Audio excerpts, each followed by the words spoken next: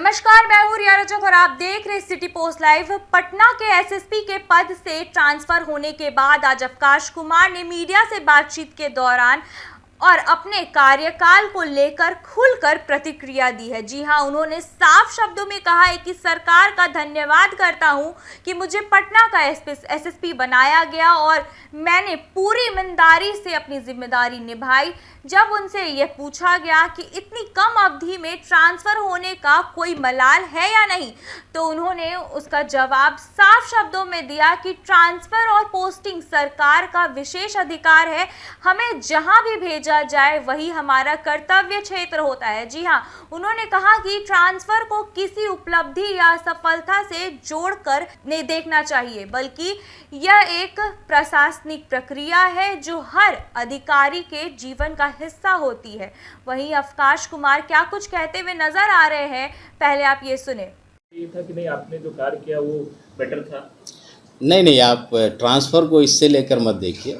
Transfer postings बहुत सारी चीज़ों को लेकर होती हैं और ये जो मंत्री होते हैं, माननीय मंत्री, जो इस केस में हमारे माननीय मुख्यमंत्री हैं, उनका विशेषाधिकार है। ट्रांसफ़र पोस्टिंग्स हमारी नौकरी का हिस्सा है, उसको इन सब चीज़ों से लेकर जोड़ना मेरे ख्याल से अनुचित। लेकिन महज 5 महीने ही आपको मौका मिला। मैंने कहा जो भी डिसीजन लेना होता है, जो लोग हैं उनको लेना होता है, ये हमारे और आपके हाथ की चीज़ नहीं है। तो हमें जहाँ ड्यूटी मिलती है वहाँ हम लोग करते हैं।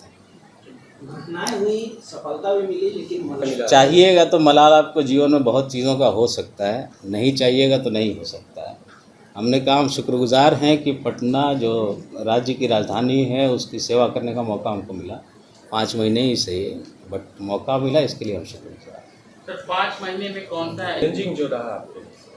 चैलेंजिंग केस एक तो बर्गलरीज जो हुई थी बीच में लगातार हो रही थी, वो हमारे लिए ज़्यादा चैलेंजिंग था, क्योंकि लूट की डकैती की जो घटनाएं घटित होती हैं उसमें अमूमन जल्दी गिरफ्तारियां हो जाती हैं, डिटेक्शन सभी जगहों पे हो जाता है। बट गृहभेदन एक बहुत बड़ा चैलेंज होता है हम लोगों के लिए। बट गृहभेदन के केसेस के डिटेक्शन में भी यहाँ की टीम ने जो काम किया लग के, वो बहुत ही सराहनीय था। कई लोगों की गिरफ्तारियां हुई हैं, तो गृहभेदन ही एक ऐसा केस है। बाकी और केस कोई ऐसा टफ यहाँ पे नहीं रहा जिसको डिटेक्ट करने में बहुत ज़्यादा दिक्कत हुई। Thank you. पटना ज़िला में वरीय पुलिस अधीक्षक के रूप में 5 महीने का कार्यकाल हमारा करीब रहा और इसके लिए सबसे पहले तो मैं अपने राज्य की सरकार, माननीय मुख्यमंत्री जी को धन्यवाद देता हूँ कि उन्होंने मुझे ये मौका दिया काम करने का यहाँ पर। हमारे वरीय पदाधिकारी, उनको भी धन्यवाद देता हूँ मैं। हमारे मीडिया के कर्मी, आप लोगों का भी सहयोग काफ़ी प्राप्त रहा हम लोगों को।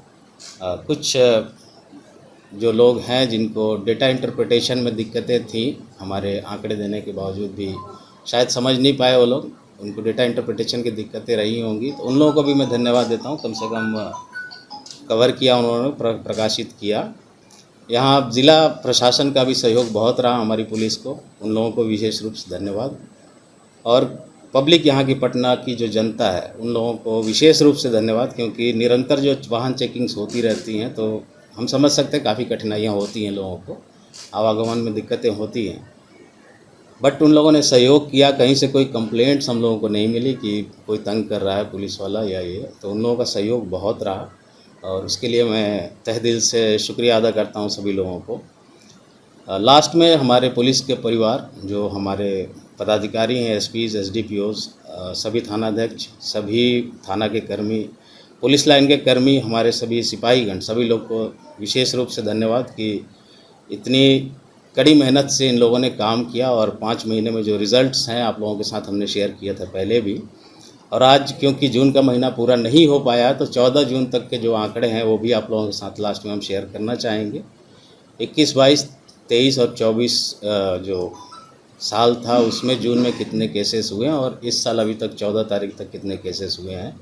एक जस्ट तुलनात्मक आंकड़ा कि हमारी पटना की पुलिस और उसकी टीम अच्छा काम कर रही है। आगे भी जो आएंगे वरीय पुलिस अधीक्षक, उनसे आप लोगों से गुजारिश है, पटना की जनता आप लोगों से सबसे गुजारिश है, उनको भी ऐसा ही सहयोग करें जैसा अभी आप लोगों ने किया है। जून के महीने में 2021 में अगर हत्या के केसेस की बात करें सिर्फ, तो 21 में 13 केस हुए थे, 22 में 29, 23 में 19, 24 में 30 केस हुए थे। अभी तक जून के महीने में 9 हत्या के कांड दर्ज हुए हैं 14 तारीख तक। डकैती के मामले 21 में 1, 22 में 3, 23 में कोई कांड प्रतिवेदित नहीं हुआ था। जून 24 में 8 केसेस डकैती के रिपोर्ट हुए थे। इस वर्ष 14 तारीख तक 1 कांड मात्र अभी प्रतिवेदित हुआ है। लूट के केस में जो हमारी टीम लगातार काम कर रही है और जिसका रिज़ल्ट हमने पहले भी बताया था, मई महीने तक 87 के जगह पे 47 केसेस इस साल हुए थे। इस महीने भी अब हर वर्ष की तुलना में देखें तो जून में 21 में 18 केस लूट का प्रतिवेदित हुआ था, 22 में 15 केस हुए थे, जून 23 में 23 केस हुए थे, जून 24 में 24 केस हुए थे रिपोर्ट लूट के। इस वर्ष 14 जून तक मात्र 1 केस रिपोर्ट हुआ लूट का। पटना जैसे ज़िले के लिए एक बहुत बड़ी उपलब्धि है और ये हमारी टीम जो काम की है उसका एक उदाहरण है। इसी तरह एक्सटॉर्शन के केसेस में 21 में 4, 22 में 4, 23 में 1 और 24 में 2 केस रिपोर्ट हुआ था। 25 में 14 जून तक अभी कोई कांड एक्सटॉर्शन का रिपोर्ट नहीं हुआ। तो ये कुछ आंकड़े जो गंभीर अपराध है जिससे समाज पर एक प्रभाव पड़ता है, उसमें जो कमी आई है वो हम लोग बताए हैं। ये हमारी पटना पुलिस की टीम पूरा काम कर रही है, आप लोगों के सहयोग से ही संभव हो पाया है और जो भी आएंगे वरीय पुलिस अधीक्षक उनका भी सहयोग आप लोग करेंगे, ये हमारी अपेक्षा है। आप सभी को फिर से धन्यवाद। जैसा कि आप सुन रहे थे एसएसपी अवकाश कुमार को, उन्होंने अपने 5 महीने के कार्यकाल को टीम वर्क का उदाहरण बताया है और कहा है कि पटना पुलिस के सभी थाना अध्यक्षों और अधिकारियों ने उन्हें भरपूर सहयोग दिया है। उन्होंने उम्मीद जताई है कि जो नए एसएसपी आएंगे उन्हें भी वैसा ही सहयोग मिलेगा। जाते जाते एसएसपी अवकाश कुमार ने जून महीने में राजधानी में घटित आपराधिक घटनाओं का ब्यौरा मीडिया के सामने रखा। उन्होंने दावा किया है कि जून 2025 में पटना में पहले के वर्षों की तुलना में अपराध के मामलों में गिरावट दर्ज की जाएगी।